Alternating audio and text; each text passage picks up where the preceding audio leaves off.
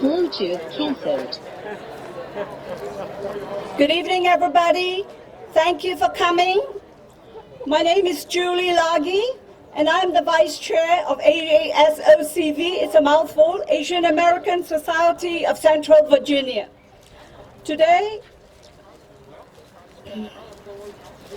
we want to honor the CDC rules and respect them. So please have your social distancing and continue to wear your mask. I took out mine because I could speak better and you could hear me better, so you have to excuse me. I want to let everybody know that last Saturday, our organization, AASOCV, we held a candlelit vigil with many attendees that probably are also here today. We had almost 300 people, and it was held at the Richmond Korean Presbyterian Church on Broad Rock Boulevard. It was an evening where we joined a memorial nationwide vigil which started at 8 in the evening. Today, we are all here to remember and to mourn the loss of 8 innocent lives in Atlanta spa shootings the last Wednesday. It's a very sad event for all of us. I would like to remember the victims who were lost in this sad shooting. Sun Chung Park, age 74. Yoon Jung Grant, age 51.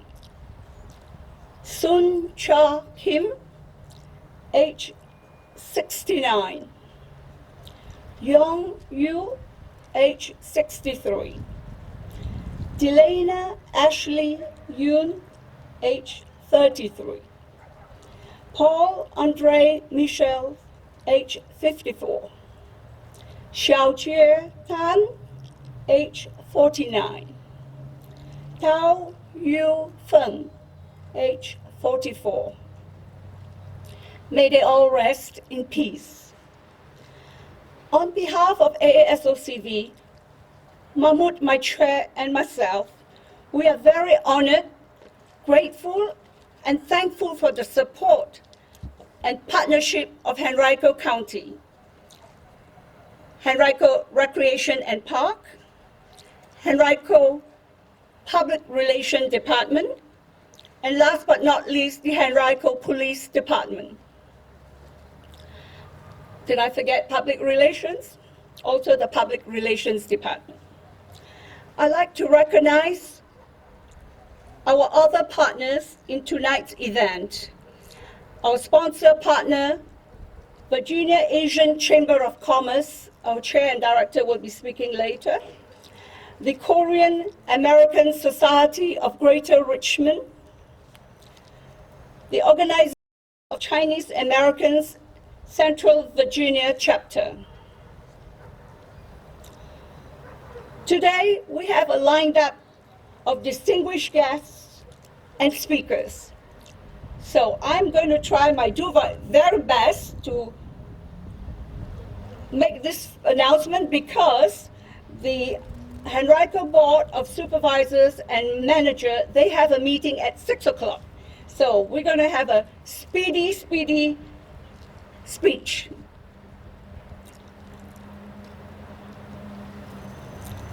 Now, due to time constraint, Mr. Dan Smith, Henrico County Board of Supervisors, Chairman of Board of Supervisors, he will speak on behalf of all these Board of Supervisors. The first person to speak for us this evening is my distinguished guest, Mr. John Vithoulkas, who is the County Manager of Henrico County. Thank you. Thank you, Julie, Mahmoud, Eric, and so many others, Monica Callahan, for everything that you did to put this event together in such fairly short order. As Julie noted, we actually do have a public hearing on a $1.3 billion budget that starts at 6 o'clock, so you will see the Board of Supervisors. We'll be leaving about 5:30, but I understand that the event will continue. I do want to recognize our Board of Supervisors. We have our chairman, Mr. Dan Schmidt, who you'll hear from in just a few minutes, from the Brooklyn District, Ms. Pat O'Bannon from the Tuckahoe District, Mr. Tyrone Nelson from the Verona Magisterial District, and Mr. Frank Thornton from the Fairfield Magisterial District. Also joining us in just a few minutes will be Tommy Brannon from the Three Chopt Magisterial District. So ladies and gentlemen, I see ages of all. You know, as I stand before you this evening, on behalf of our Henrico County family, I would like to first express, on behalf of all of us, our deepest sympathies to those that are grieving from the tragic and senseless taking of innocent life that occurred last week near Atlanta, Georgia.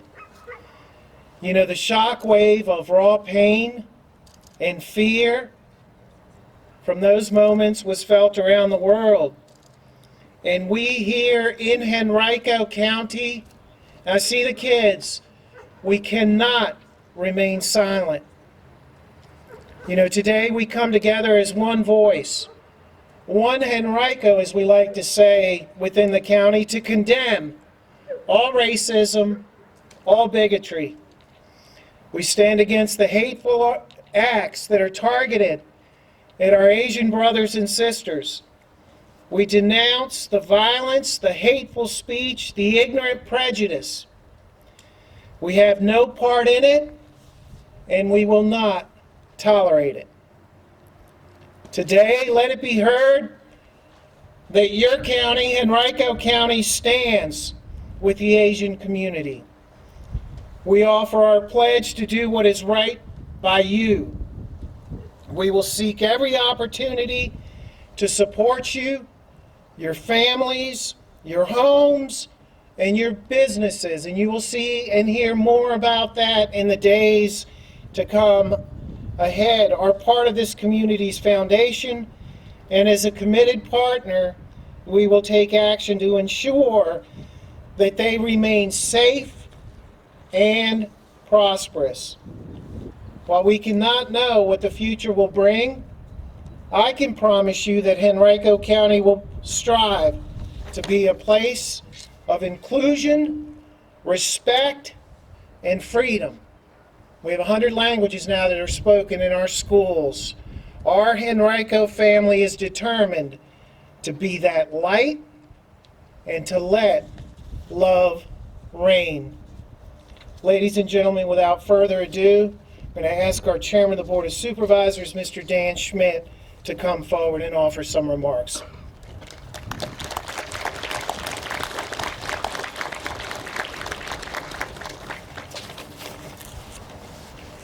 Good afternoon.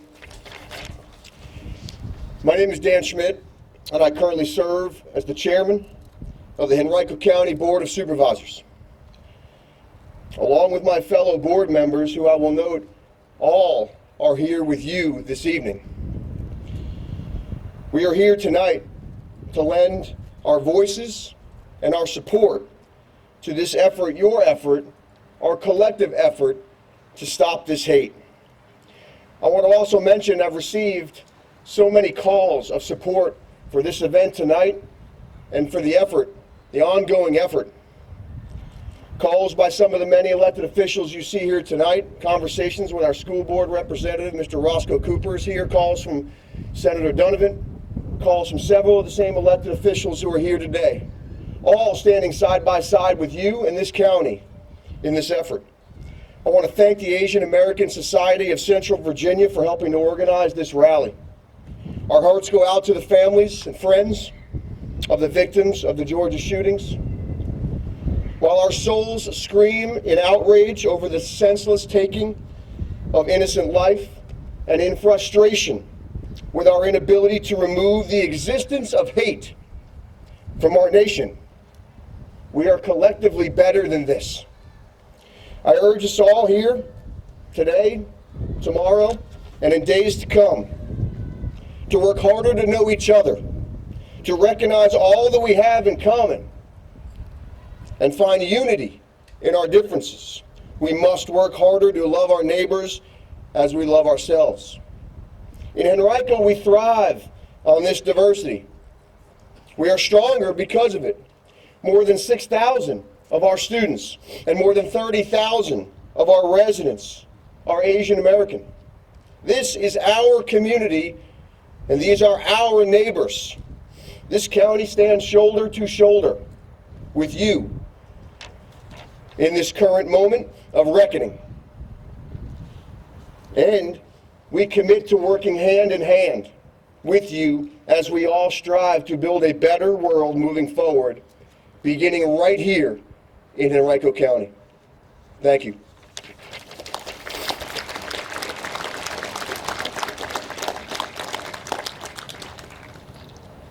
Our next speaker is Police Chief English.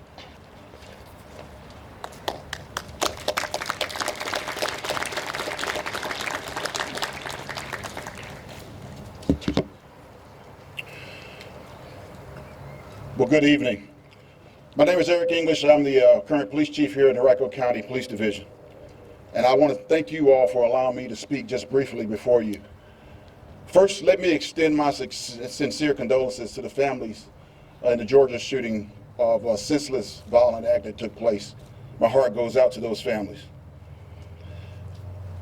For you, I want to say from the men and women of the Henrico County Police Division, we stand in solidarity with our Asian American community. Part of our fundamental duty is to provide protection for all citizens in Henrico County, and that's what we strive to do. But first of all, we must ensure that we break down any barriers between community and police. Any mistrust that may be there, we got to ensure that we're working together to try to bring each of us closer. So we want you all to know that everybody plays a role in public safety. And I do not want you all to be afraid to reach out, to get to know your law enforcement community, because I promise you that we're going to extend ourselves and get to know you. As we say in Henrico County, one team, one community, safer together. Let's make that happen. And don't be afraid to extend yourself and reach out to us if you need any help. We are here for you, we stand with you, and we promise to do all we can to ensure our communities are safe. So thank you.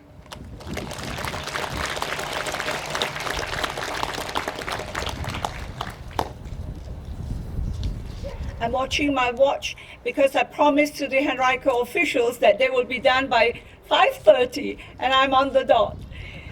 Our next speaker is Virginia Attorney General Mclaren, and he also has a schedule that he needs to go by 5:30. So we are on the dot.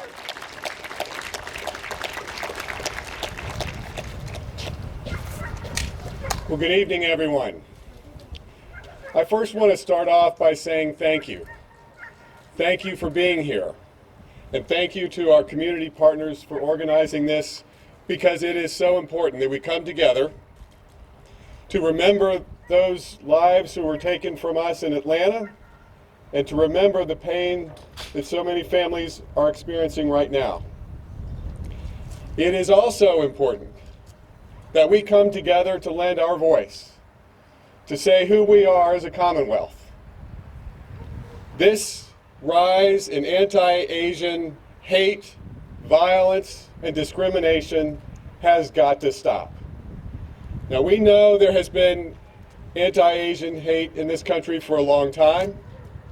We also know that there has been a surge over the last year because of shameful and irresponsible rhetoric, and it has had devastating consequences. I know that we can turn this hate around, but it's going to require all of us coming together and pushing back against it. And while the surge may have been caused over the last year because of hateful rhetoric, we also know that there is a link, there's a common thread that ties the anti-Asian and Pacific Islander community, the hate that people have experienced so much over the last year, with the hate that other vulnerable communities have experienced, and it is 400 years of white supremacy, and it has to come to an end.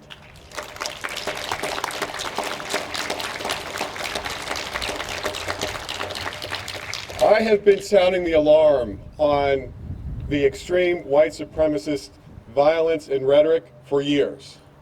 And as the state's chief legal officer, my team and I are committed to doing everything we can to reassure the AAPI community, our friends, our neighbors, our family, as well as other vulnerable communities, that we are standing with them and that we will do everything in our power to keep you safe.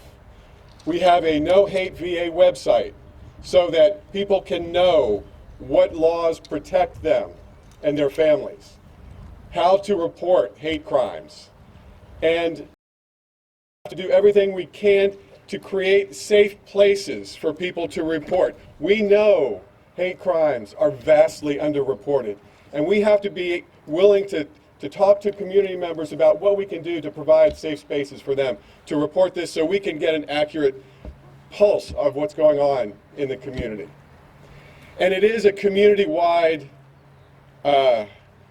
attack, an attack on an entire community. It is bad enough that these acts of hate and violence are perpetrated on individuals, but it is also the perpetrator's hope that they push entire communities into the shadows to try to create fear in entire communities.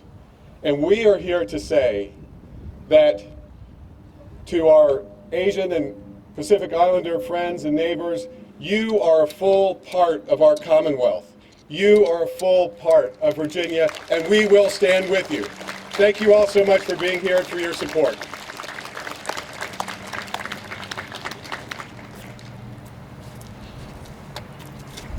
Thank you, Attorney General. Our next speaker is Chesterfield County Administrator, Dr. Joe Casey. And we are so honored that he came all the way, changed his appointment to be able to join us.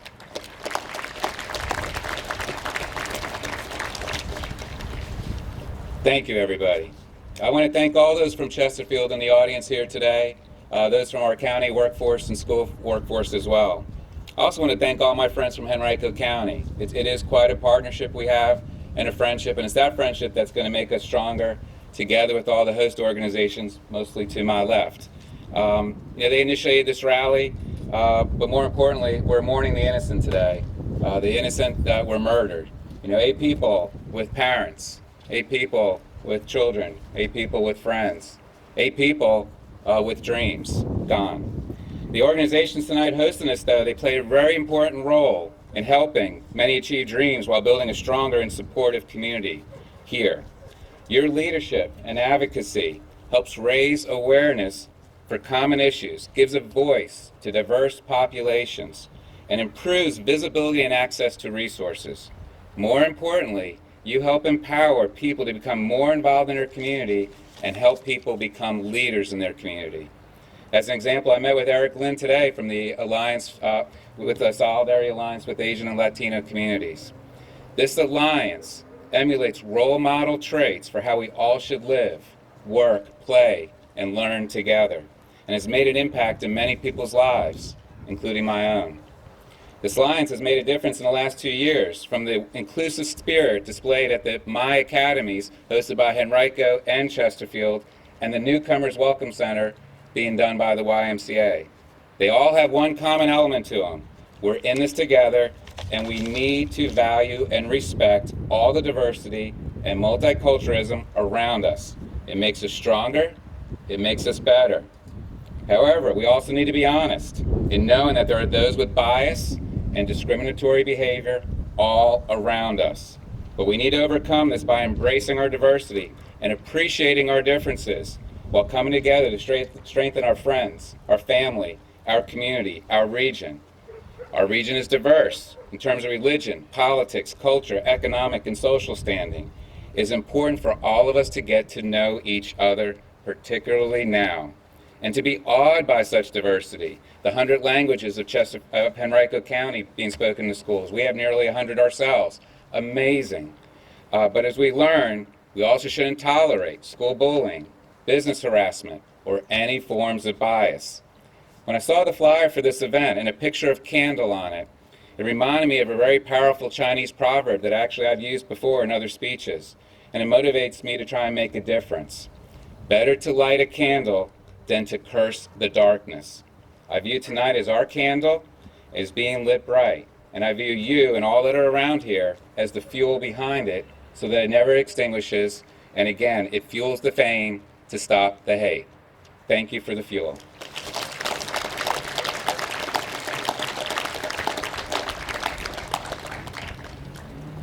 I know that it is, thank you, Dr. Casey. I know that it's almost 5:30, so our Henrico officials, they all have to leave, and I thank you very much, everybody, for taking your time to come out and give us your presentation. I'd like to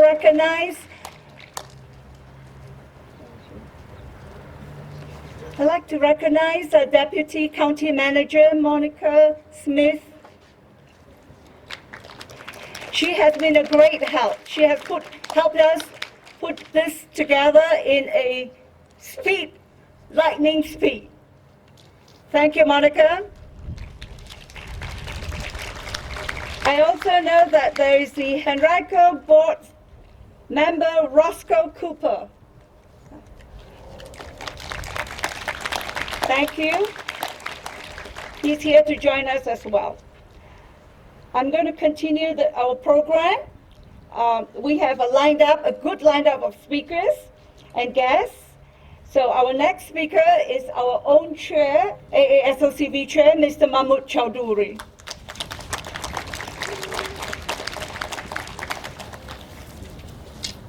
Thank you, Julie, for taking the hard job. So I just want to say that I want to thank everybody for coming here to show solidarity, and all the community partners, Korean American Society, Chinese American Society of Central Virginia, and Virgin Asian Chamber of Commerce, Henrico County, Chesterfield County, all the partners. Without you, could not have done it. And also, I would like to thank all our board members. We have about 50 board members representing 18 Asian communities here. And without their effort, like Quinton Yan, Gastanaga, and Andrew, and all of them, they worked tirelessly along with me until like 3, 4 o'clock. I saw Julie's email last night, 4 o'clock. I was wake up at 1 o'clock in the morning because we had to do it together, and we just had to do it because we don't want to lose any more Asian blood. We don't want to lose any blood, especially I'm Asian, I'm biased to Asian. We don't want to lose any Asian blood. And there is a slogan, Virgin has a slogan, Virgin is for lovers. The one thing we want to say that we want to keep the same slogan alive, Virgin is for lovers, Virgin is not for hate. And we don't want Virginia to be for hate. And with your help, our immediate goal is to keep our greater Richmond area safe. And then hopefully that transpires to keep the rest of Virginia safe as well here. And so these are racism, is constant racism. It started from Chinese Exclusion Act in California when they built the railroad, then went to Japanese concentration camps during the Second World War, then went to Muslim hate, Muslim ban, Muslim hate. Now is the hate against Chinese and Chinese-looking descents, Asian Americans. So I don't look like Chinese, but I don't tolerate it. And hopefully that we are all human beings, and we want to be treated like human beings. And so we're not saying that we are better than anybody, but also we don't want to be any worse than anybody. We want to be equal partner to build a better America here. And So with that, I know we have a lot of distinguished guests, all the guests. I want to recognize, all the guests that came here. I want to thank them as well. And with that, Julie, if you take over. Thank you. Thank you. Thank you, Mahmood. We are going to continue with all our distinguished guests. My next guest is Virginia Asian Chamber of Commerce, Director and Founder and Chair, Mr. Tin Phang.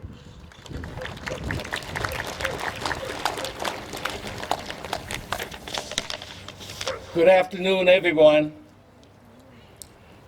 As the chairman of the Virginia Asian Chambers of Commerce, I want to thank each one of you for being here to show our solidarity together in this very critical moment of the Asian descent. If you are driving down the Broad Street, the Midlothian Turnpike, or Hull Street in Richmond area, we all see Asian business mingling together with other business, creating such a strong image of diverse economic growth for the region. The image is same for the Northern Virginia up at the King Street, Highway 50, the same in Newport News on Jefferson Avenue, on Mercury Boulevard, in Hampton Road, just a few names, for nearly 55,000 Asian business throughout the whole state, creating nearly 100,000 jobs and over $10 billion in revenue annually in the state of Virginia. Over more than a year since COVID started, Asian business like myself, after a long day at work, come home with worry, with fear and uncertainty that tomorrow morning would I be able to continue to work at my business so I can continue to provide the end meets for my family, for my employees, and how much can I afford rebuilding my business if it was vandalized or burglarized the night before. The fear, the worry has been pushing us business owners too far and too long.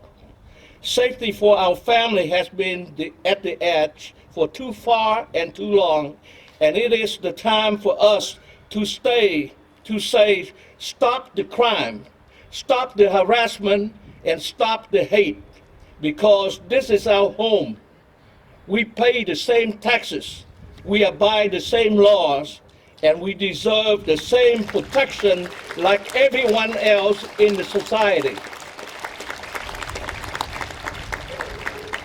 Listen to Rosa Parks from yesteryear. She said, "I'm tired of being in the back seat." Then listen to Gandhi and Dr. Martin Luther King. And he said, nonviolence. Both advice lead us back to the basics for the protection is to work closely with our law enforcement communities, for they are with us in emergency, protecting us from every corner of our lives. They are from our own community. They work when we sleep so we can prepare and be ready for the next morning activities. You know, in every law enforcement workbook, there's always a chapter addressing community engagement.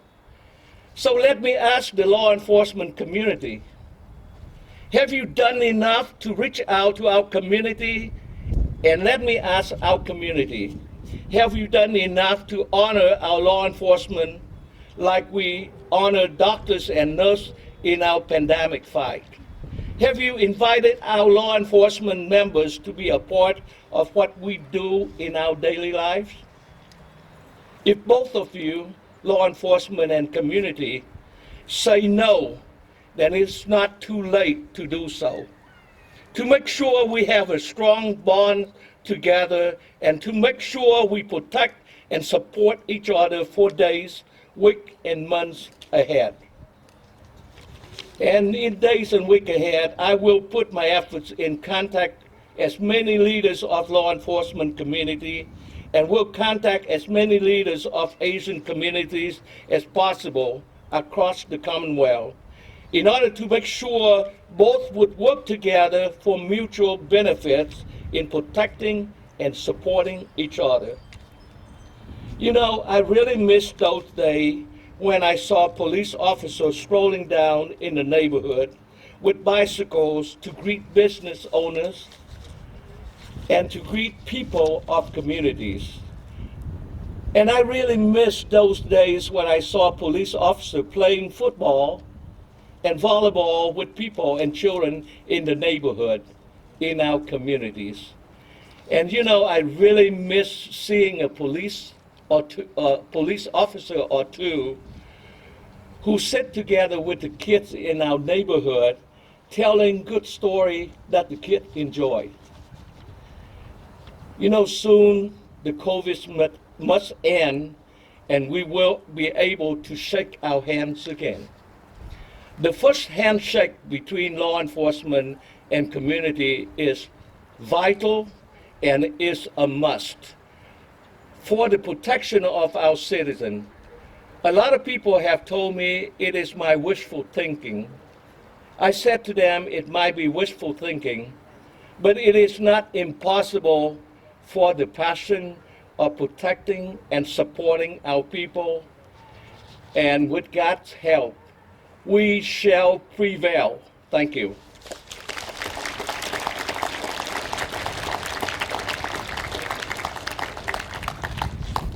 Thank you, Mr. Tin Pham. Before we move on to our next guest, who is the Korean American Society of Greater Richmond, a past president, Mr. John Kim, I just want to say a real quick thing, a compliment to an artist. I saw her yesterday when we came out to scout this park with my husband, Franco, and she's somewhere around. Her name is Sam. I think Sam is somewhere around, right, over there? Yes. I told her today we are coming out here for a very special rally, and it's a Stop Asian Hate rally. So I said, please do a design for us. So before you leave, please take a look. She has did a drawing of a girl saying with a mask and says, hate is a virus. So thank you. Let's give a hand to Sam. Okay, my next guest is Mr. John Kim from the Korean American Society of Greater Richmond, and he was a past president. Thank you. Thank you.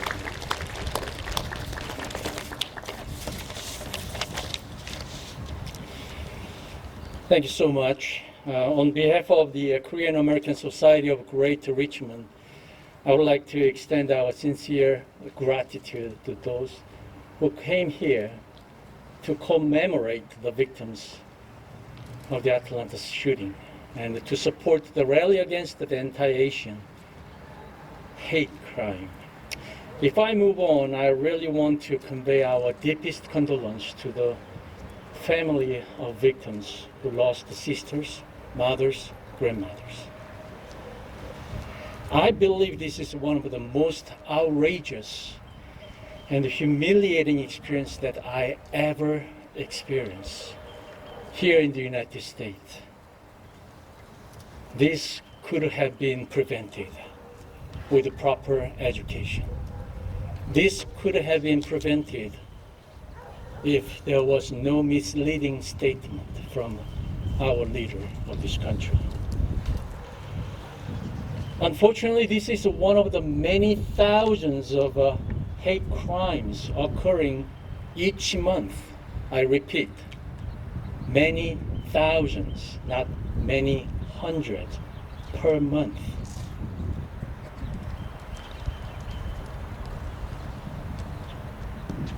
Violence includes the spitting, pushing, beating, of course shooting.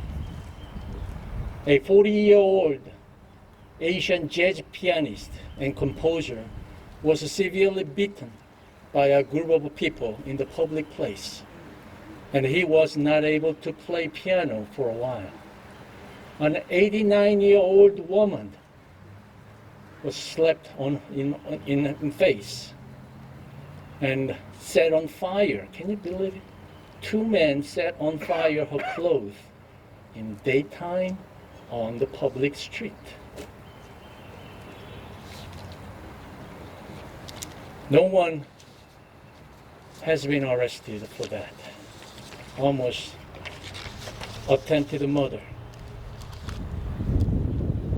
In an effort to condemn the anti-Asian hate crimes, House Resolution 908 was passed September 2020.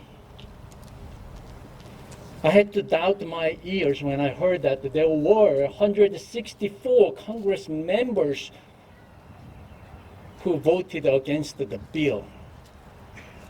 I repeat, 164 Congress members. I really want to raise a simple question to them. Which part of that resolution do you not understand? My fellow Asian Americans, I think it is time to wake up from a dream. If it goes like this, there will be no American dreams. I know this country consists of many different immigrants. Some Europeans came here a little early in a ship called Mayflower. Some immigrants like us came here in an airship called Boeing 747. We came in style. I came to this country for better education, safe life, better life for myself as well as my family. 40 years later, now I have to constantly worry about the random attack when I try to go to work, when my family, my children go to school from a random attack simply because my skin color is yellow. So, dear my Congress members and lawmakers, I urge you to pass a bill, not a resolution, so that detailed action plans with a budget to educate the people and to correct the false statement, we are not coronavirus. I'm sure you heard about the melting pot theory.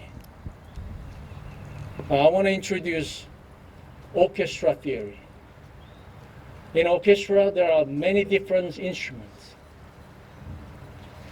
Violin makes its unique string sound. So the trumpet, piccolo, flute, you name it. As long as they play one song in harmony, they create masterpiece. I believe this is how we make America great again together. Thank you.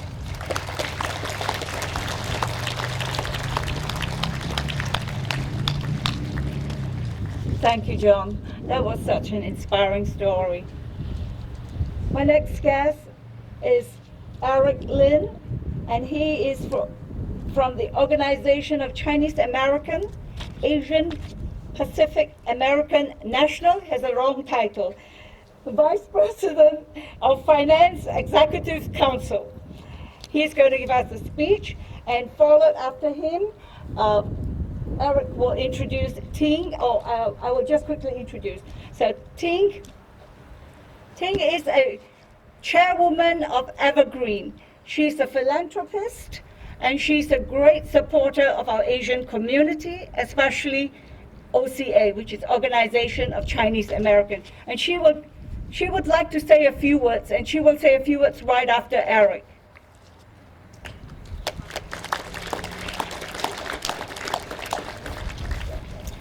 Thank you, Julie. Okay, my name is Eric Lin. I'm fortunate to carry several community titles like the one that Julie mentioned, but tonight I come to you as a husband, a father, and an Asian community advocate.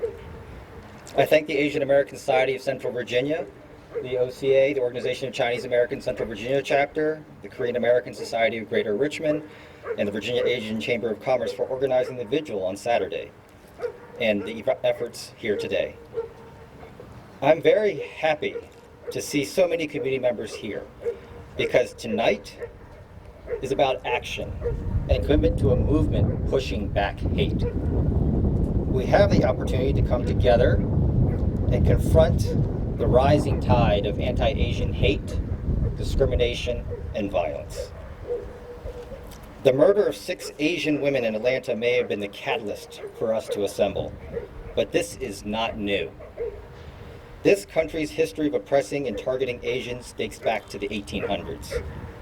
In 1871, a mob of more than 500 people lynched 17 Chinese in Los Angeles, one of the largest mass lynchings in U.S. history. In 1886, a mob of 1,500 people drove the Chinese out of Seattle because they felt that the Chinese, an inferior race, was taking their jobs.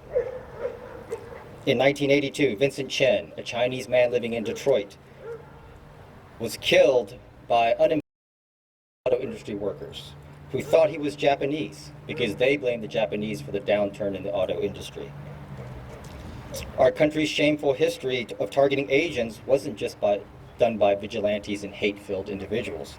It was also driven by our government. In 1882, Congress passed the Exclusion Acts, the first law to restrict immigration and citizenship of a peoples because of their race. In World War II, 120,000 Japanese Americans were driven from their homes and held in internment camps for 3 years. Their properties were taken and their lives were destroyed, all because their loyalties as foreigners were questioned. So you can see, xenophobia and the targeting of Asians is not new. And our fear is not that these are random acts of some sick individuals, but a disturbing undercurrent of racism. So what can we do? As a community, we need to educate ourselves about the Asian experience here in the United States. There is a rich history in this country, and we had a significant role in it. We need to learn how to protect ourselves and others, and I do not mean go buy a gun. I mean learn how to react to situations when you are confronted by racism and xenophobia. We need to report incidents. My family was targeted. My daughter was told to go home, chinky girl, by one of her classmates. I had a very pleasant conversation with a fellow who told me that it makes sense that the virus came from China because Chinese are dirty. I did not report these incidents, and in fact, I pushed these down into a corner of my mind. But in a report that was released a week ago, we know that since March 20th of last year, there have been about 3,800 incidents of anti-Asian hate crimes and incidents, more than 500 in the first 2 months of this year alone. But we believe that this number is severely underreported. I am also guilty of that. We need this data to be collected and pooled nationally so we can see the prevalence and scope of the hatred against our communities. We need our elected and local leaders to acknowledge this damaging narrative and take substantive steps to address our concerns. Many of us have sat at the table with these leaders. We have shown up as voters and donors. This wave of anti-Asian sentiment is not going away. We appreciate that our leaders are willing to stand with us, but we need you, who represent us, to lean in and fight alongside us. And now I call upon us to act. We stand here as individuals. You are probably asking yourself, but what can one person do? I say one person can inspire a movement, can support a movement, can lead a movement. You can do all of these. We represent organizations. Are we supporting equity and inclusion? Are we more interested in grabbing our share or positioning? Are we supporting other communities of color? We need to be allies in order to have allies. And we need to recognize that we are stronger together. I want to leave you with a parting thought. Tommy Lasorda, the famous manager of the Los Angeles Dodgers, once said, "There are three types of people. Those who make it happen, those who watch it happen, and those who wonder what happened." You have to decide which one you want to be. And I don't think we can afford to sit out on this one, because our future and our children's future depend on it. Thank you.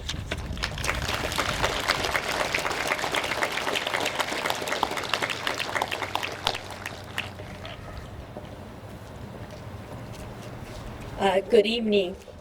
Thank you so much for coming out tonight. Thank you. Thank you. 36 years ago, as a 19-year-old girl, I came to this wonderful country with one belief: America is the best country in the world. It's full of American dream, fair, inclusive. As long as you're hardworking, you can make a great life here.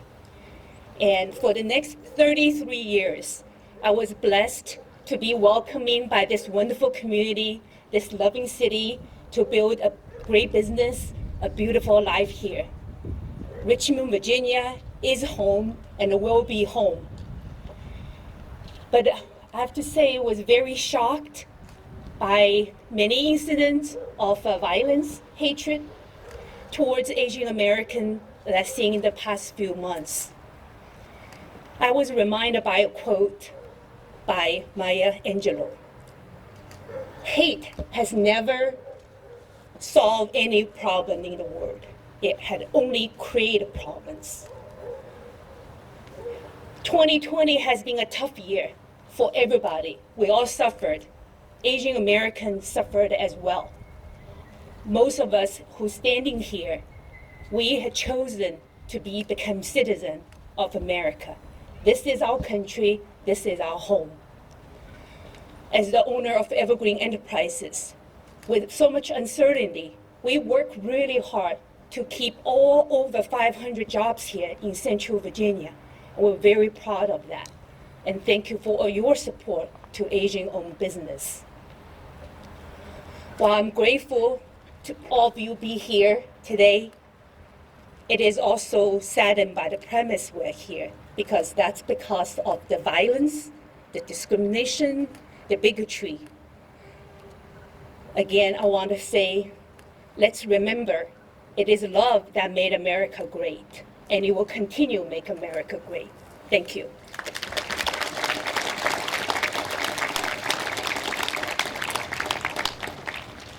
Thank you, Eric, and thank you, Ting, for sharing with us your own personal stories and telling us what we must always remember, that love and not hate.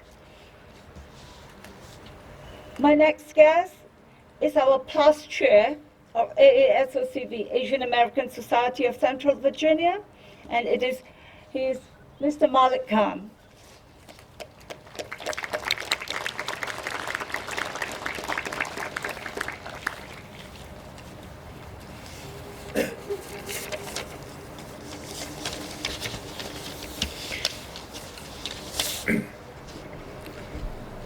Thank you, Julie. Honored guests, I speak to you today not only as a Muslim American, but because I happen to be from Pakistan, I speak to you as an Asian American as well. The Quran, the divine scripture for us Muslims, teaches us that taking an innocent life is like killing the entire humankind. I think this example is extremely appropriate in the sense that there are 2 points that need to be illustrated. It shows the sanctity of life, of human life. And it also shows the magnitude of this horrendous crime. We are gathered here today to pay tribute, to remember all the victims. Of course, our hearts and prayers go out to the families of all eight victims. But let it not be a one-time thing. Let us not forget their grief in the days to come. We must feel their pain, their sorrow. Why? We need to do that as fellow citizens. But more importantly, as human beings, we need to do that. We need to share the grief. We need to share their sorrow. My friends, we are also gathered here to learn from this hideous, appalling, dreadful incident. Path forward is extremely important. In the past, minority groups have seen religiously motivated crimes. They have seen crimes based on ethnicity, because of the color of the skin, or because of national origin. This systemic problem has to be addressed at the most basic level, in schools and undoubtedly at home. School teachers and parents must take this extra step to teach inclusion and acceptance. What else can we do? And I'm addressing the Asian American group in particular, and other minority groups as well. My friends, we have a propensity to be insular. We need to come out of our shells, become diversified in the true sense of the word, participate in the political process, be leaders, be representatives. We must encourage our youngsters to join the law enforcement agencies, for instance. We need to be visible at every level. We need to speak up. We need to question authority. If we remain huddled within our own small group and live within our own community spheres, then how will your non-Asian, non-minority neighbors know anything about you? Open up. Let me give you one example, and this is based on experience. Aftermath of 9/11, 2001, 20 years ago. There were Muslims and Sikhs as well who faced a backlash. We found that having open houses really helped. If, for instance, your Korean church has an open house where neighbors and neighboring churches are invited, you can help eliminate, or at least abate, some misconceptions. Break bread together. Your non-minority neighbors will find that immigrants, such as ourselves, are an asset to this nation. Your non-minority neighbors will find that Asian Americans are just as hardworking, if not more. Immigrants, my friends, immigrants expand culture by introducing new ideas and customs. In reality, immigrants caused change culture for the better by introducing new ideas, expertise, customs, cuisines, art, etc. It is erroneous to think that immigrants change culture as in the process of deleting certain norms. No, that's not true. That's flawed. They expanded, and they expanded for the better. Immigrants have been contributing greatly, and they have brought much to these shores, from Hyundai cars to Samsung cell phones. The American dream is like no other dream. It exists, it's living. It did in the past, it still does, and God willing it will. It attracts peoples of all nations around the globe. For those who have immigrated, you know that. It gives us hope. Hope where one is free to express, free to live, free to work, wherever one chooses. This is where your basic freedoms are still ensured. Our nation is a nation of laws, and our society is a rule-based society. Together, we have to make it stronger. Thank you.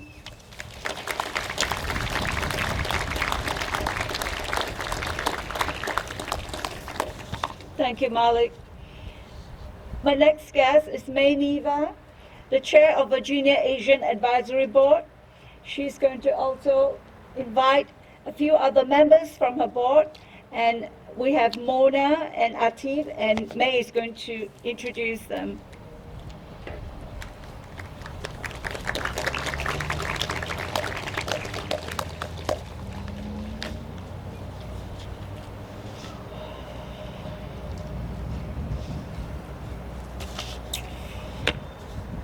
Thank you all for coming out today in support of the Asian community. Again, I'm May Navar. I'm an American of Asian descent. I repeat, I'm an American. I mourn, thank you. I repeat, I'm American. I mourn and am angry about the lives lost, not just from the shooting outside of Atlanta, but all lives lost and hurt due to the racism and bigotry against my community, especially the most vulnerable, the elderly, women and children. I'm a woman and a mother of 3 children, 2 of whom are daughters here with me tonight. As a woman, I'm already objectified by society, and now add race, I'm stereotyped as submissive, yet dangerous. Asian women here in the audience ever been described as a dragon lady? I have.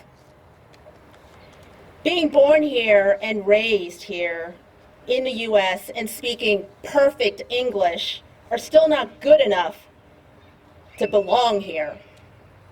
While I'm sure well-intentioned, I have to minimize my identity to disprove some stereotypes and biases, like, where are you from? New York? No, where are you really from? Really, New York. How about assumptions that I know where the best Chinese restaurants are? I don't know. And then think, would you ask non-Asians about their restaurants representing their home countries too? How about having to change my leadership style to conform? Be told, get on the team, do everything above and beyond, and still be overlooked for advancement. To continuously have to remind others to include us only validates how we're just the invisible or forgotten minority, or the quote, model minority, a weapon designed to divide and pit communities of color against each other. I could go on and on and on about the microaggressions, bias, discrimination, and racism that exists, but I'm here to talk about solutions. We all need to open our eyes and fix the systems designed to prevent marginalized communities from succeeding and thriving. This is about equity and anti-racism, not anti-white or a zero-sum game or race Olympics.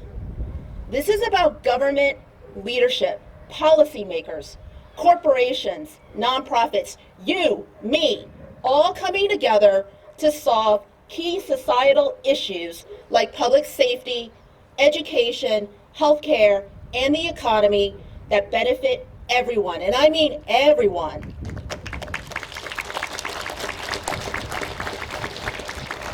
So what are we all going to do about it? It's important to use your voice and your platforms to say enough is enough. I will continue to use mine. One of my many hats is serving on and chairing the Virginia Asian Advisory Board, a board of 18 citizens whose purpose is to advise the governor on issues impacting the Asian community in the Commonwealth and to make recommendations and solutions. We will continue to work with the administration on the needs of our community. Some examples. We need more actions to address public safety and hate crimes now. We need more actions in education to protect our children from bullying. We need more mental health support for our families. We need to see our history in textbooks through culturally relevant and inclusive practices. We need more actions to protect our healthcare professionals, many of whom are women of Asian descent. We need more actions to protect our livelihoods. Asians are not monolithic. Our income gap is the widest of all racial groups. There are low-income Asians too, you know. Many working long hours in restaurants, grocery stores, and nail salons. Many of our businesses are very, very small and independent and have been disproportionately hurt by the pandemic. Last Thursday, we discussed many of these needs with the governor, members of his administration, and Attorney General Herring. So I thank AG Herring for coming today and providing some remarks. I would like to invite Secretary of Education Atif Carney and Deputy Chief Diversity Officer and Senior Policy Advisor for the Office of New Americans, Mona Siddiqui, to join me.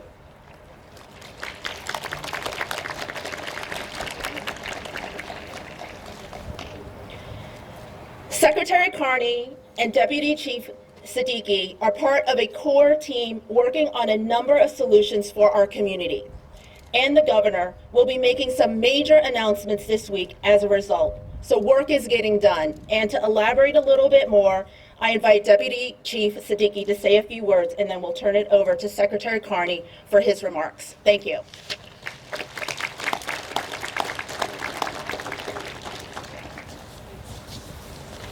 Good evening.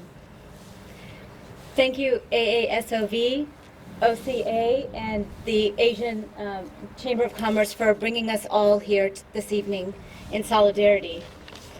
My name is Mona Siddiqui, and I serve as Deputy Chief Diversity Officer to the Governor and Senior Policy Advisor to the Office of New Americans. I'm here on behalf of our Chief Diversity Officer, Dr. Janice Underwood, and the Office of Diversity, Equity, and Inclusion, a newly created office just in the last year and a half. Unfortunately, the Governor was unable to join us here today, but he wants us to know that he stands in solidarity with us. I have seen firsthand his care and compassion for our Asian communities throughout the Commonwealth. He has expressed his commitment to do everything in his power to make our safety a priority and to stand up against the senseless injustice towards Asian communities that has been pervasive since the beginning of this health crisis. Thanks in large part to the advocacy of the Governor's Advisory Board and Chair May Navar, we are now in a position to propose our ideas for policy change. We have this window of opportunity to confront the hate in a constructive way, to raise our voices. And today, I invite you to be a part of those conversations that will move us from individual experiences to making a collaborative impact together. So stay tuned for more information on this, as May alluded. Together, we can all join forces with the Governor to bend this arc towards the change that we seek to make. Equal protection under the law, justice, equity, and inclusion. I am with you. Thank you.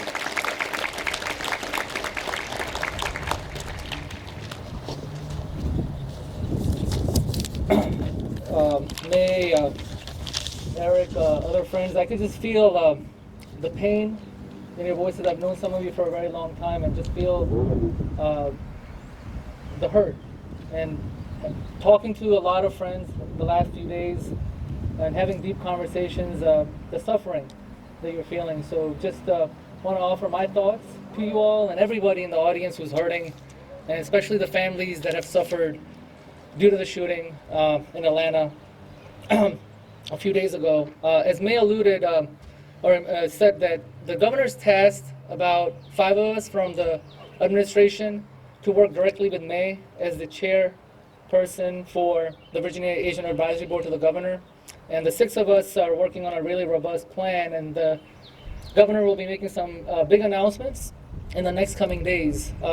I'm here today as the Secretary of Education for Virginia, and I've had to navigate our schools and colleges and universities through this very tough year through the COVID-19 pandemic. With vaccinations on the rise in Virginia, we are really hopeful, and soon we will put this pandemic behind us. However, there is another virus in our society, and this virus is not new. It's been around for over 4 centuries. It's called white supremacy. It is strengthened by stereotypes, falsehoods, and conspiracy theories against the other. It's rooted in racist, misogynistic, and xenophobic ideology. And the only way to combat this virus is with love and truth. The truth is that white supremacy wants to drive a wedge between different communities of color, to turn us against each other, dividing and conquering, exploiting and gaslighting. Look around you today. Our communities of color, Asians, blacks, Hispanics, and others are standing together here today, shoulder to shoulder, supporting and uplifting each other in times of despair. Continuing to hold conversations about what is important to our communities and listening to one another, problem solving, and each other accountable is the way ahead. I'm here today to say that I stand with my AAPI brothers and sisters. No one should fear harassment, assault, or violence when they leave their home. As a Muslim and a South Asian man who faced a lot of discrimination in his life, especially after 9/11, I understand these fears, and I promise to take the concerns and fears of the Asian American community very seriously. And as Secretary of Education here in Commonwealth, I know that discrimination can take many forms. All racism is not explicit. AAPI students and teachers are often subjected to microaggressions and implicit bias in educational settings. On the day I was being sworn in 3 years ago into this position, I received my first complaint from an East Asian mom of a middle schooler in the Richmond area. She told me she was concerned about comments being made about her daughter's race at school. Her daughter was struggling with a math problem, and when she asked for help, the teacher responded with saying, "Aren't your people supposed to be good at math?" The student was humiliated. Her mother was angry and frustrated. The model minority myth has had an adverse impact on Asian Americans and other people of color. It is a tool used by white supremacists to keep us in our place and dehumanize us, to ensure that we are all walking stereotypes. So as long as I'm in this position, I assure you that I will not stand for any xenophobic or racist actions in our educational settings. The safety of our students, staff, and administrators will be my highest priority. In the next few days, I will be convening a group of Asian American leaders to meet with superintendents and university presidents to discuss how we can all improve efforts to address bullying faced by Asian students, enhance efforts to create more culturally responsive schools, and attract more Asian educators to the profession, and support existing current Asian educators.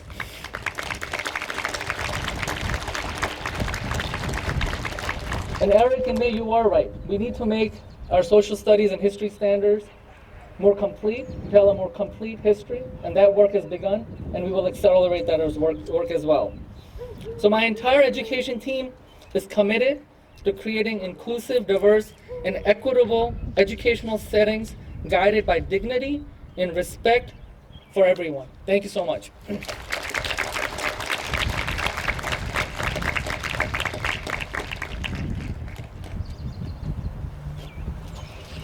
Thank you, Mona. Thank you, Atif. And thank you, May. Next, I would like to invite Senator Ghazala Hashmi, and followed by Senator Jennifer Mclaren.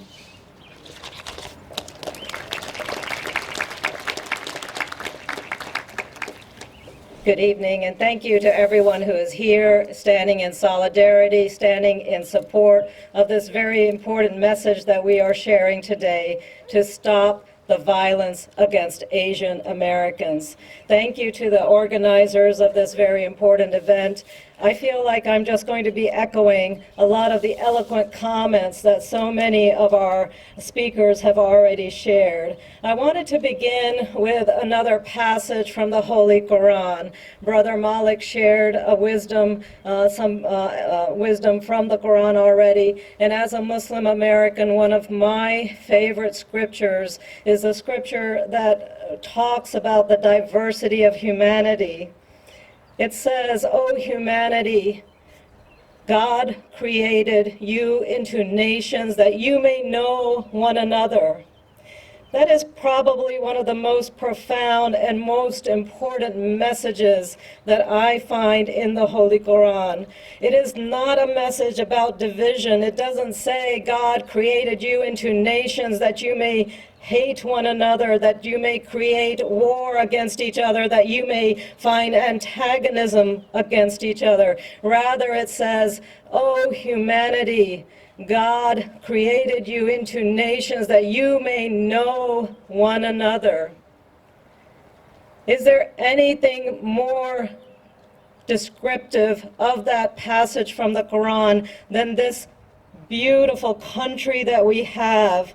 A country that's made up of diverse nations gathered together, peoples who come to live in this country as a united people so that we may learn and know one another, that we may use our profound differences to enrich our society, to enrich our culture, and that we may thrive as a result of our differences, not divide or hate one another because of them. This is our country. This is what it means. We've already heard from my friends Eric and May a testament to the many incidences of aggression and violence that are facing Asian Americans, and this is not a new history. It doesn't begin in Atlanta. It didn't begin with Donald Trump. It has been part of this country for generations and for centuries. Asian Americans have faced bigotry, xenophobia, and hatred for generations, despite the fact that they have been part of this American fabric for so many decades. When I say to some of my friends here today that we know what it feels like to be told to go back where you're from, we've been told that too many of us have had that vindictive comment thrown at us. I remember sometimes when I'm out in public and if I'm speaking to my family in my native language, I've been told, "You better speak in English." Well, I'm here speaking in English. We have an ownership of this country. We have an ownership of this identity because we are Americans.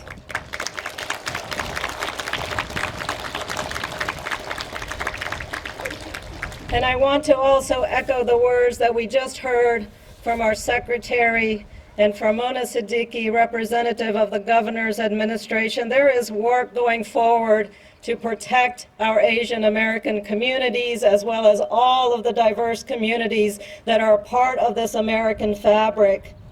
And I want to reassure you that not just through the Governor's administration, but also through the General Assembly, that you have representation as Asian Americans. As an immigrant from India, I represent you in the Senate of Virginia. And in the House of Delegates, we have Delegate Mark Keem, we have Delegate Kathy Tran, we have Delegate Kelly Converse Foiler, And we also have Delegate Suha Subrahmanyam. You have representation, you have voice. This is what America looks like, this is what Virginia looks like, and we are going to stand united because hatred is not a part of our creed. We are a united country. We are the United States of America. Thank you.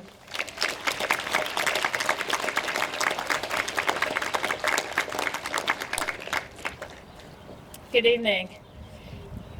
I did not come here to speak. I came here to mourn the dead, to pray for their families, to comfort the living, to show allyship, to listen. And after all of the speeches tonight, there's very little I can add. But as a black woman whose own family and ancestors faced hatred and bigotry and terror, who were otherized, dehumanized, brutalized, I'm here to say with you, enough is enough. I see someone with a sign, "Love thy neighbor," and in my faith tradition, that is the core of what we believe and everything we do. Not love your neighbor who looks like you, who loves like you, who lives like you. Not your neighbor right next to you. Your human neighbor. We all, as John F. Kennedy said, breathe the same air. We all cherish our children's future. And yet from the beginning of time, and certainly this country, hatred and division was used by some to gain and maintain power. And it still is. And it's not new. And it won't stop until we make it stop. Dr. King said that hate cannot put out hate, only love can. But love is not a noun. Love is a verb. And love means when we see hatred and bigotry, we call it out. When we see inequity baked into our laws and our systems, we work to eradicate it. And it also means that each of us must take a really hard look in the mirror and ask ourselves every day, what am I doing in my own life? What am I doing in the organizations I lead, in the systems that I work in, to eradicate hatred and inequity, to make it worse, or maintain the status quo?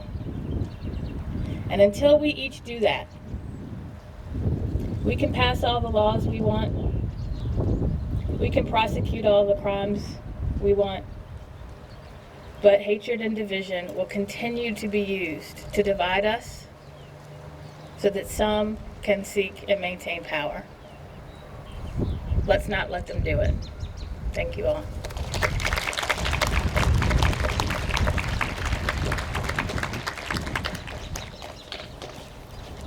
Thank you, Jennifer.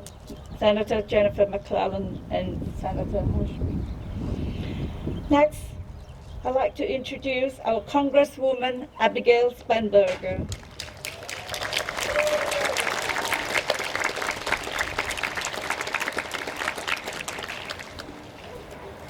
I want to thank all of the organizers for putting together this wonderful community event, this solemn event, but bringing people together to hear a message, to hear a clear and resounding message. County administrators, our police chief, members of the school board, members of the community, members of the General Assembly, members of Congress, bringing us together to hear the voices of advocates and of citizens and of people who are hurting, who are feeling pain, and who deserve to be heard, not just today, but every day. And so I'm grateful because we are hearing the message that you are putting forward. We are here to take it all in and to move forward and make action. And as one of the people who's here listening, who's spent this time together listening, I hear the pain and the loss and the concern in voices. I see it in the faces of those in the crowd. And I hear the calls for us to celebrate the diversity that has made our country so great, that has made this the country that people want to come and make their own. I see the flag swaying in the crowd because it's a symbol of the hope that so many families who wanted to make this country their own came to be a part of this country. And so whether you're a newer American or have been here for generations and generations, I think it's important that we affirm that the diversity of this country, diversity of thought, diversity of religion, diversity of background, of nation, of humanity is what has been so special about our country. And there are some who don't see that diversity, that beauty, that strength. And so I stand with the others denouncing the white supremacy that does not honor the greatness of this country and the greatness of the diversity that we are and that we have. We must all work for greater inclusion to celebrate the diversity, and we've heard from so many of the speakers the action items that we all can take. And I stand ready to continue taking those action items. I was, as one small action, one of the members of Congress who did vote to denounce the bias and the violence and the hatred towards our Asian American communities, communities of Americans of Asian descent. And when we move forward from today, we're here today to honor the lives of those who were murdered in Atlanta, and to recognize that they were targeted, particularly those 6 Asian American women were targeted because of who they were and how they looked. And when we leave here today, let us not just honor them in our words and in our prayers tonight, but in the actions that we take tomorrow and every day thereafter. Because their legacy should be that it stopped with them. Their legacy should be that their deaths were not in vain, and that in mourning them, we all took another step forward towards justice, towards equality, towards celebrating the great diversity of our country, and we took another step forward in stopping Asian hate. Thank you for including me at this event, and I look forward to continuing our allyship as we work together.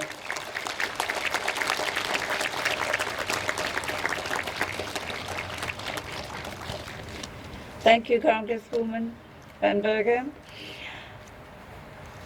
I know that we've gone over our time, but we just want to hear all the lovely stories and interesting and meaningful stories and experiences and encouragement to all of us. I have a few more speakers, so stay around because they are really interesting. I would like to introduce Claire Gastanaga. She's the Executive Director of ACLU, which is the American Civil Liberties Union.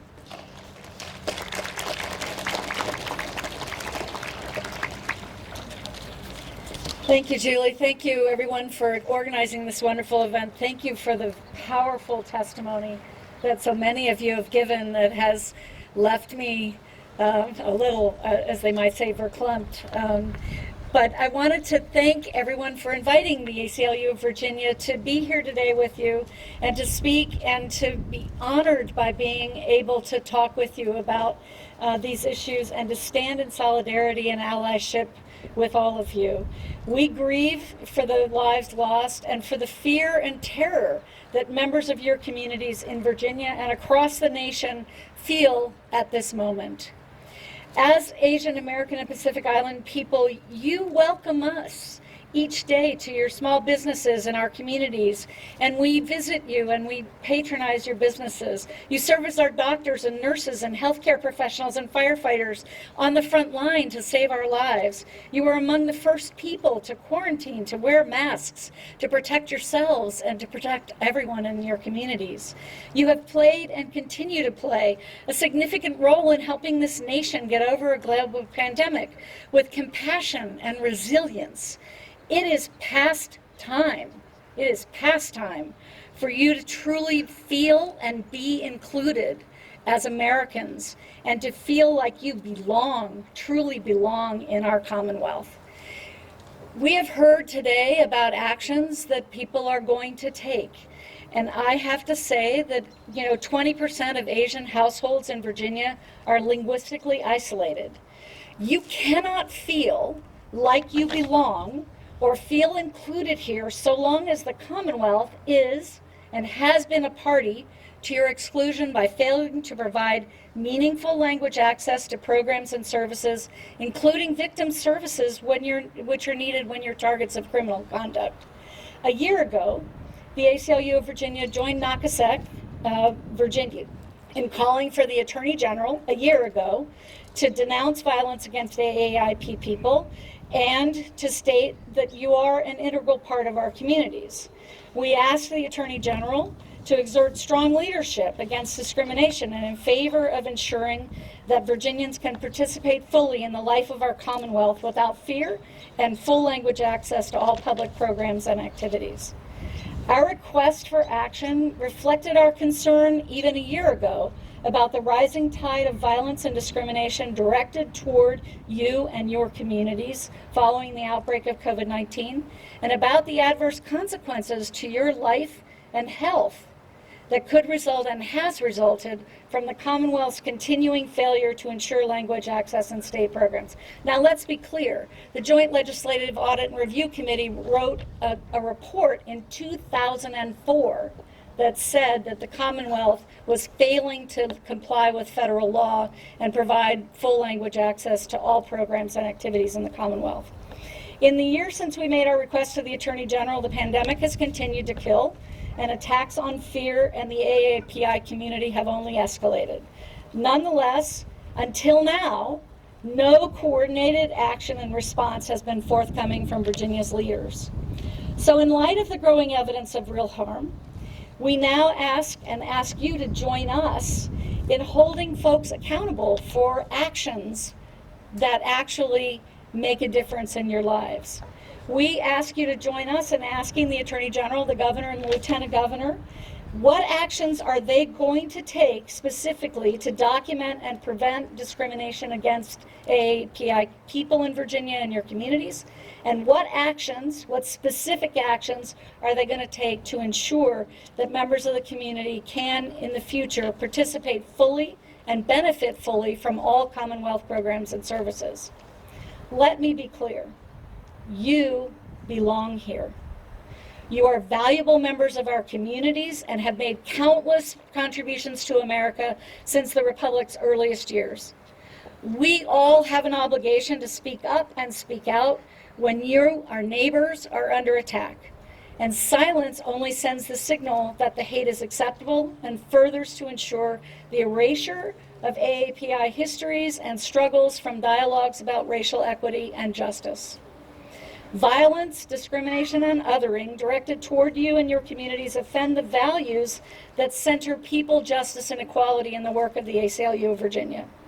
The struggle for equal protection and equity for you and your communities is interconnected with all movements for racial justice, and that intersectionality includes the misogyny that is also reflected in what happened in Atlanta. No one's mentioned it here tonight, but one of the very first offensive acts of discrimination by our country was the Page Act in 1875, which said that essentially labeled all Chinese women as prostitutes and told them they couldn't come to the United States of America. We are not going to rest until the rights guaranteed to we the people are truly afforded to all of us, and there is no one in our communities who is unsafe on our streets, in our schools, in our businesses because of who they are. We look forward at the ACLU of Virginia to learning what our leaders are going to do and what actions they're going to take. Thank you.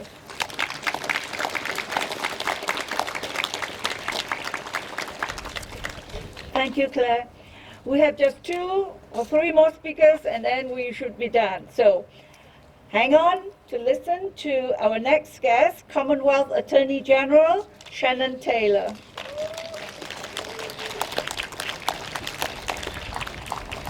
Good evening, everyone. Shannon Taylor, the Commonwealth Attorney for Henrico County. And I do want to say thank you to Julie and for all the other organization representatives, Eric and Tron here, for allowing me to be here and a part of this event.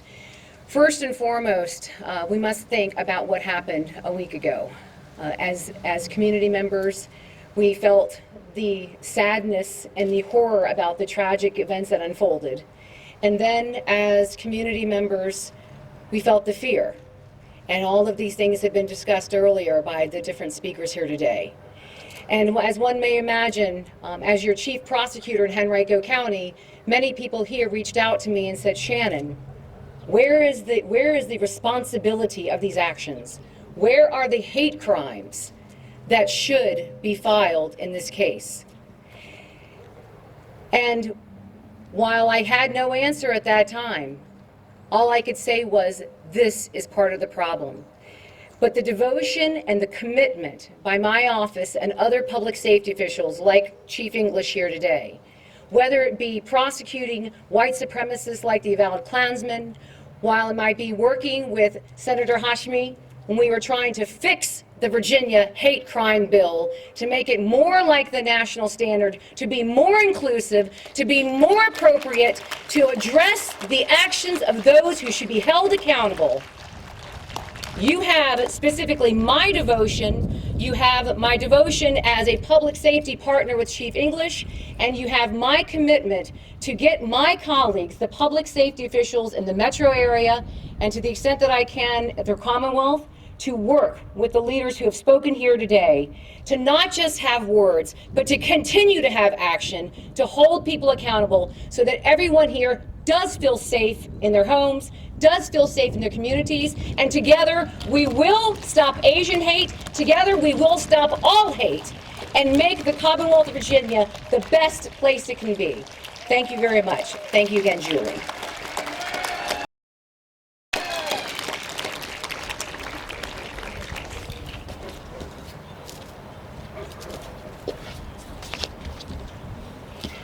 Now we have Delegate John Mcguire.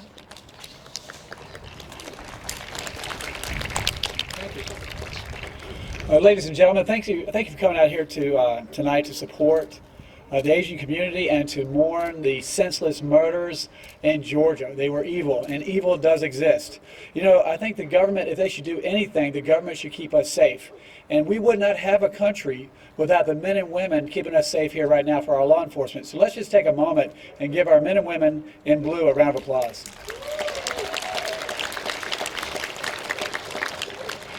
For those who don't know, I see many friends here. I've been in many of your homes, and I grew up in Henrico County. I was born and raised.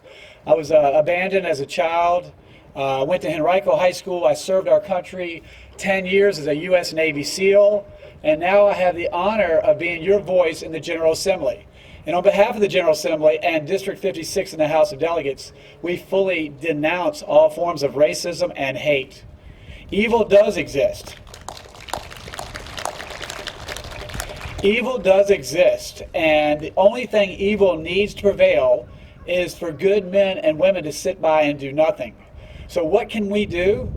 I would ask us to get involved in your community. And you know, I got involved in politics in 2017 when our youngest son went to college. I got involved because I got sick and tired of all the divide in our country. As a Navy SEAL, I always say if somebody saved your life on the battlefield, would you care if they were black or white? Would you? Would you care if they were tall or short or fast or slow? Everybody take a look at this American flag. This represents all of us. When people ask me if I'm a Democrat or a Republican, when they ask me if I'm a Democrat or Republican, I tell them I'm an American. And as your voice in the General Assembly going forward, I would really like to be more involved in being your voice, whether you're in my district or not. So please reach out to me anytime, because I'm not going to see you as a Democrat or Republican. If you have a good idea, you have a good idea, and to me, you are an American. Now, one of my constituents in the crowd right now, a young woman, came up to me and says, why do we have to have African Americans? Why do we have to have Asian Americans? Why do we have to have Irish Americans? Why can't we just have Americans? She even said, didn't Martin Luther King say that he looks to the day where we're judged by the content of our character and not the color of our skin? We do live in the greatest country in the history of a man. And we are not perfect, but we get better and better. And today I heard the term white supremacy over and over. And I would caution you that you cannot fight racism with racism. And you cannot fight hate with hate. I think the answer is love. And I think I speak on behalf of everyone here that can hear me today, that I love our country, that I love Virginia, and I love you. God bless America. Thank you.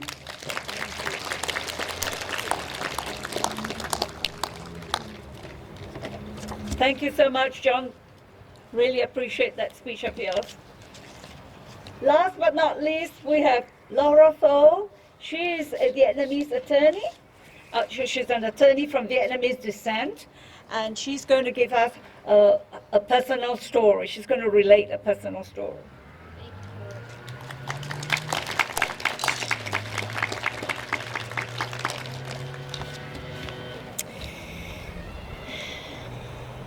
Last week's news of the 6 Asian women shot and killed in Atlanta cut a deep gash into this grieving daughter who lost her mother, Lucy Lay, to a pedestrian crash last summer.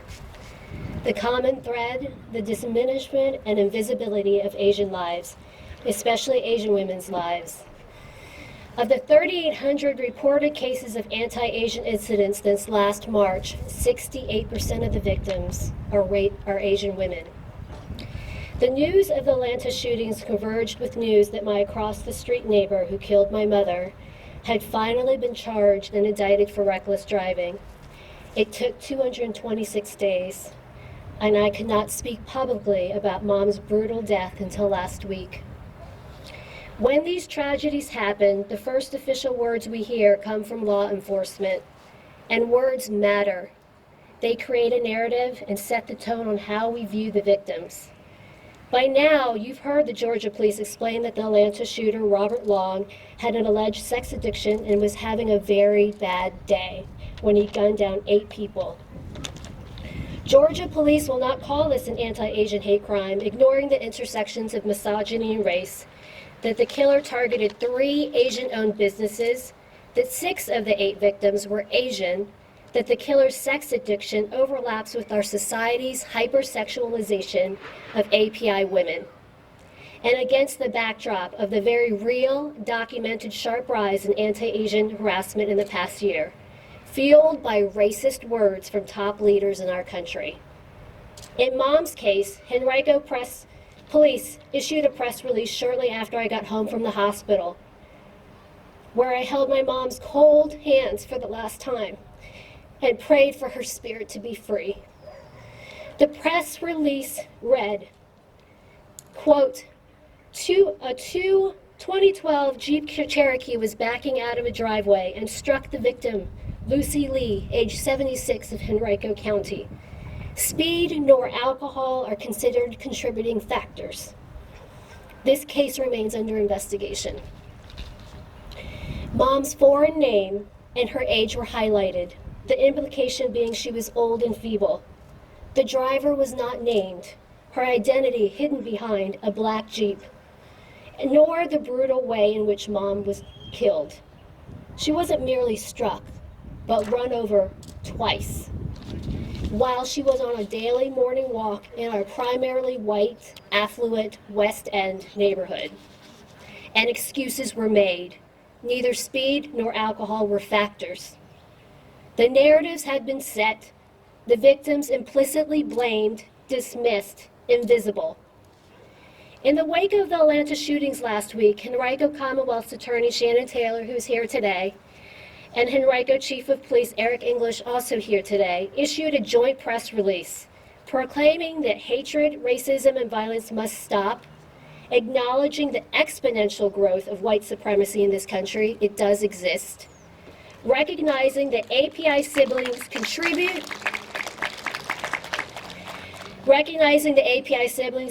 to making our community thrive and succeed, and assuring us that Henrico Police stands in solidarity with every member of our community.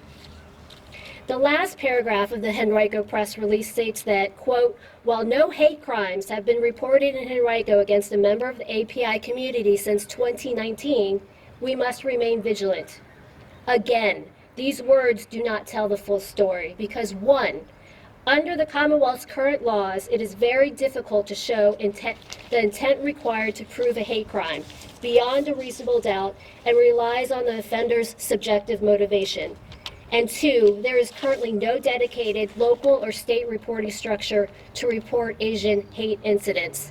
And I'm very happy to hear that some of the talk about creating such infrastructure is in place. I see Commonwealth Taylor and Chief English here, and I thank them for standing with us, truly. But we need more than words, we need action. Police and the Commonwealth's attorney are our lifeline to justice. Our community needs to know, in Chief English's words, that the police are here to protect the public and ensure justice is served fairly and equitably. We need to shore up our hate crimes law so there's accountability against those who act with hate in their hearts. We need a trustworthy way for our community to report anti-Asian incidents without fear of retribution, with assurance that our reports will be taken seriously and that actions will take place. We need you to see us. As noted in the Henrico press release, white supremacy is thriving. To our allies here tonight, I say this loud and clear. We are stronger together. Indigenous peoples, black, brown, yellow, and white, we must stand together and not be divided in our fight against the hate against our communities. To do otherwise is to prop up white supremacy.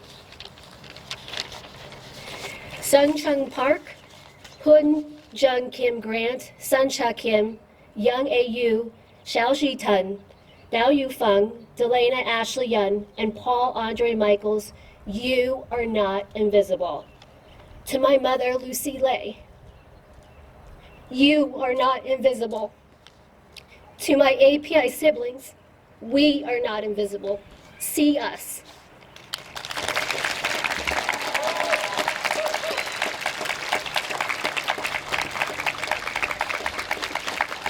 Thank you, Laura Phil.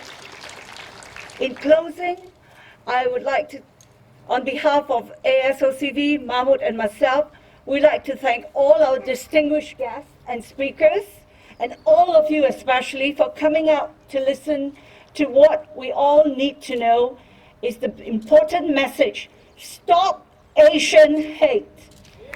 Yes, we must continue to say stop Asian hate and just believe in love. I want to thank Dr. Joe Casey for sitting with us for the whole evening, and we look forward to work with the Chesterfield County to hold another rally in the Chesterfield County.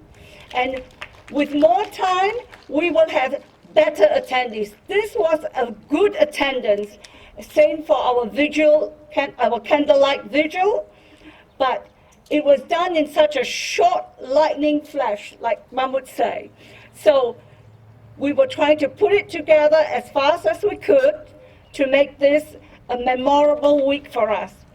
Sadly, as everybody knows, last night there was another incident in Boulder, Colorado. So we are really saddened by it.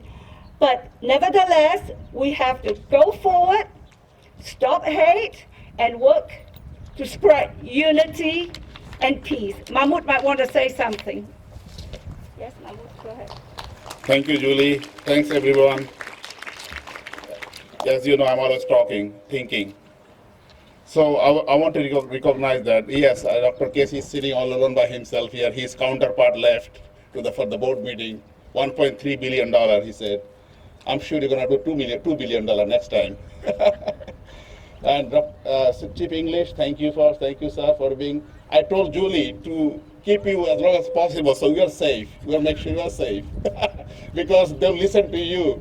I know they work for us. Thank you. Thank you all the police security as well. And go ahead.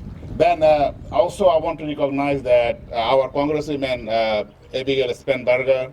She was there on the candlelight visit. She was very emotional, very, very emotional. She was almost like crying on that day with the bezel, candlelight bezel. And she told me that she's gonna come today again. And she brought her three daughters here as well today. Yeah, thank you, our Congresswoman. Go ahead. I'd like to recognize Mclaren Tran. She's quietly seated there. She's the director of Virginia Chamber of Commerce. So please give a round hand for Mclaren Tran. She's our supporter for this event. I just received a text. We would like to have everybody, before we leave tonight, to chant, "Stop Asian Hate." Thank you. So also I would like to say that Dr. Hashmi, the senator first, in the 400 years of Virginia history, she's the first women, Asian women and Muslim women to be the senator. And she also came the other night, candlelight visit, she also showed up again. That means a lot, giving a lot of your time sitting here, that means a lot. And so I would tell Julie, I would ask Julie to say again what she said. Let's say it together. And also I would like to thank you for all the supporting organization and our board member, Asian American Society board member. Thank you. Julie, go. Okay, thank you. I just got a text to say, please chant, "Stop Asian Hate." So everybody chant, "Stop Asian Hate! Stop Asian Hate! Stop Asian Hate!" Thank you, everybody.